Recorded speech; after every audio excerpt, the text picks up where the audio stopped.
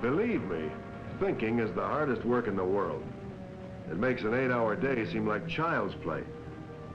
I know what a man goes through as he begins to change his mind. I know it doesn't just happen overnight. No, not in a week, or a month, or a year. It takes a lot of months, and a lot of questions, before things begin to make sense.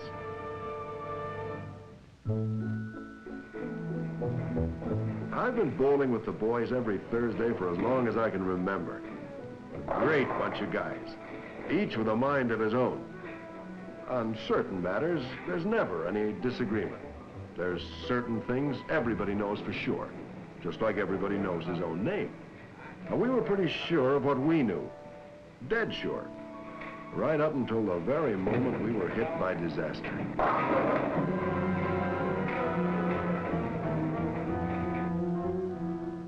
That was over a year ago. Many of us are still trying to figure out how our company went broke.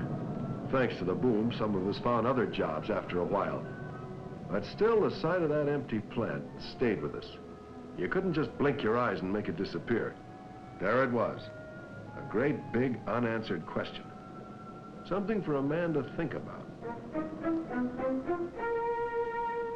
You talk to maybe 100 people, and 5 say something that sticks in your mind. Almost a year goes by, and gradually, bit by bit, you find yourself thinking something quite different from what you thought when you first started. Hi, Bill. Morning, Jim. Well, there's the list for today. Take it easy on me, will you? The prices are the way they are. I'm going to have another wage increase. Yeah, that seems to be the general attitude. But attitude should change with the times, Bill. There are certain attitudes about wages that belong to the past. Everybody knows a fatter pay envelope each year is good for business, Jim. Give a man more money, he can buy more. Only each wage increase does cost somebody something. Money doesn't come out of thin air. Well, we earned more, fair and square. Sure you did, but don't forget, other people paid for it. That's because we produced more. As much as your wage increase? That's the question. Which was settled in fair and open negotiation. Well, I don't know anything about negotiations. All I know is food. All my life I've been peddling food. And after all, what's the difference between running a grocery or a factory? They both have to show a profit come the end of the year, or you've had it. Everybody knows that. But does everybody act like they know it? You guys act like profit is a dirty word. Year after year, I hear you say, we got to get more money. And year after year, prices go up and up. Then in walks your missus and complains about the price of this and the price of that. What's one got to do with the other? Plenty. When you guys ask for more money, you get it. Every year. Regular as clockwork. But when I ask for more money, that's something else, huh? Here, look. Take this package here. The man who makes it, he gets more money. The people who make the box that it's packaged in, they get more. The guy who trucks it here gets more. And I have to pay more for it, year after year. So? So, in walks your wife and wants to tear my head off when I charge another 10 cents a box. A profiteer, she calls me. Oh, me, a profiteer. Oh, believe me, brother, that's rich. I have never charged so much and made so little in all my life. Still, you're getting another 10 cents a box. Yeah. Another 10 cents that walks right out of my cash register into the pockets of every man who had anything to do with making or delivering that package. And they, in turn, have to spend that extra money in the higher prices they're paying. So, in the long run, is anybody really better off?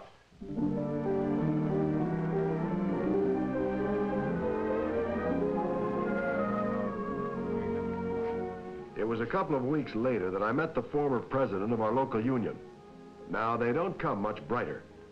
Still, even he had a hard time explaining why we lost our jobs. Look, Bill, my job was to give you guys what you wanted. Well, we never wanted that to happen. You think I did?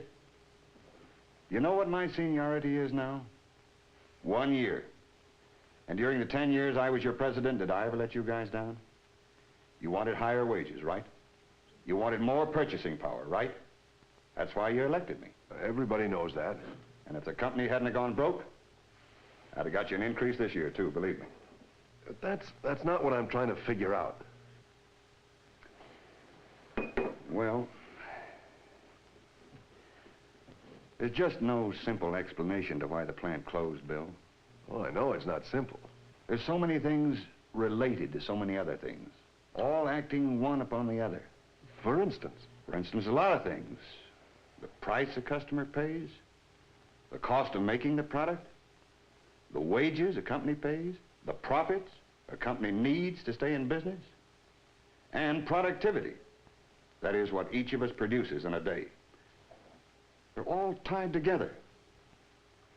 Now, I don't know all the answers myself, but somehow this thing called productivity seems to be the key to the whole question. It's that complicated, huh? Yeah, seems to be. And there's lots more to the story, too. Nobody wants inflation or higher prices, like the times we've all heard about when German marks or French francs or Chinese yen were worth about a dime a bushel. Nobody wanted the company to go out of business. Yet we seem unable to prevent things like that from happening. Supposing we didn't get that last wage increase, could the company have survived? Look, Bill, I'm no accountant. My business was simply to get you boys higher wages. No more, no less.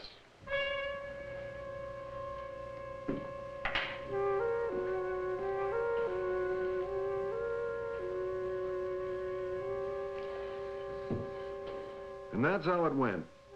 No matter who you talked to, there just wasn't a clear, simple answer.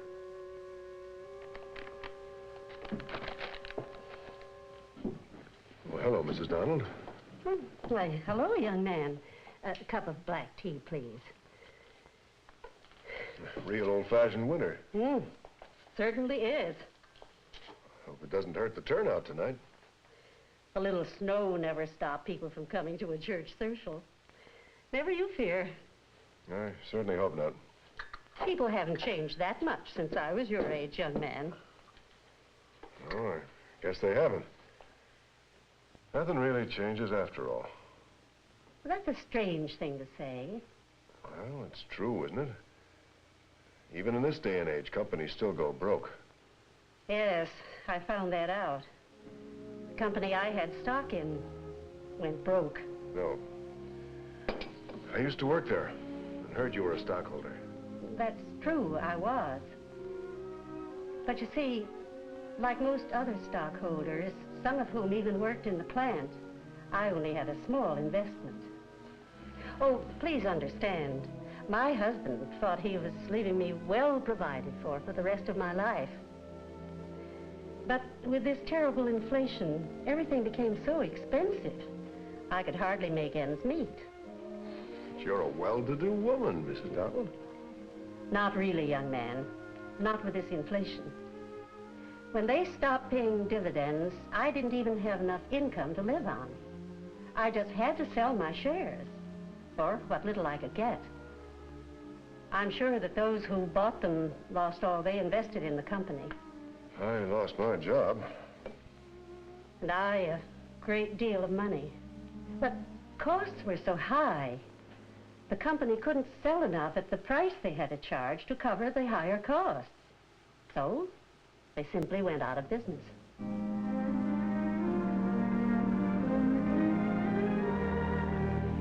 Several months later, I noticed one of the old company's top salesmen was now in business for himself. I stopped to pay him a visit. Bill, customers just won't pay for something they don't get.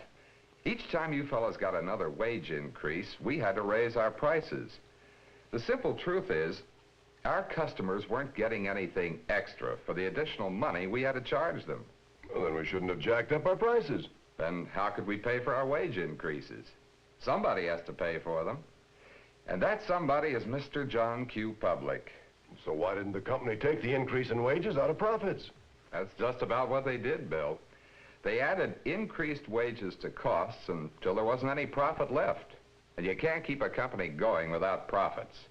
Profits have to go for improvement of the plant, the machinery, for development and research of new products, to pay the people who let us use their money, that is, the stockholders. It's added costs that boost prices. Not only the cost of our own wage increases, but everybody else who demanded and got more money, from the man who dug the raw materials out of the ground to the retailer. And it got so bad that after a while we couldn't sell our products for what it cost to make them. Well, everybody knows higher wages are good for business. You pay people more, they can buy more. Everybody knows that. Sure, everybody knows that. Until they find out something different.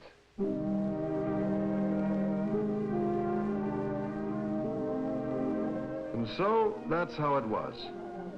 More months went by. Fortunately, in a small town, you finally get to meet just about everybody. One night, at the end of a PTA meeting, I introduced myself to the president of that company. Well, Bill, that's a tough one to answer. You can't isolate just one thing or one economic factor and say that's it. That's why it happened. Everything's related to everything else. Connected, sort of. What one group does seriously affects the others. You know, you're the second man to tell me that. The former president of our local union told me the same thing. Well, it's true, Bill. Shouldn't take two ex-presidents to convince you that during a boom, people go along believing you can raise wages indefinitely. Just keep increasing purchasing power and everybody's better off.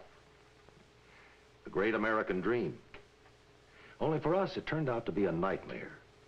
A nightmare because we lost sight of the essential truth that higher wages are good when they're the result of greater output per worker per day. And most increases in productivity are the result of profits being used to buy new machinery, so we can produce more goods and make jobs easier and safer. We got into trouble when wages increased and output per worker per day didn't go up as fast. A vicious circle. Exactly, Bill. We were running a race we couldn't possibly win. Wages went up. The increased output per worker per day that would have enabled us to pay these higher wages lagged behind. Lagged behind because we weren't making the profits needed to buy the machinery which, properly utilized, would have enabled us to increase output. And because of this lack of profits, stockholders and bankers were increasingly reluctant to let us use their money. And when we stopped paying dividends, we're just about through. Each wage increase, whether to our own employees or to the employees of the companies that supplied us, just accelerated this process. But we just had to have more money. You know, it's happened to the cost of living. I know, Bill, but you get inflation every time there's an increase in wages unjustified by an increase in productivity. Every time, sir? It's one of the economic facts of life, Bill. Higher wages are good as long as they're truly earned, as long as they produce some additional value that the customer is willing to pay for. And when wage increases are not earned, all they create is higher prices. And when wage increases are not earned, all they create is higher prices. There was the answer to all my questions. Everything I had heard came clearly into focus now. And really, it was simple. But it was something to keep a man thinking. Thinking about wages and prices racing each other higher and higher each year. A race in which nobody wins anything of real benefit.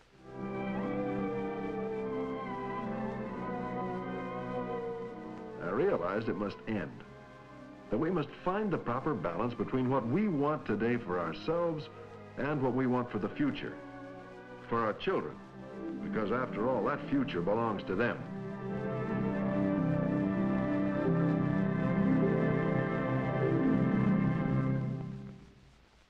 If you would like a free copy of a pamphlet covering the film you have just seen, address a card or letter to the Chamber of Commerce of the United States, Washington 6, D.C., and ask for Everybody Knows.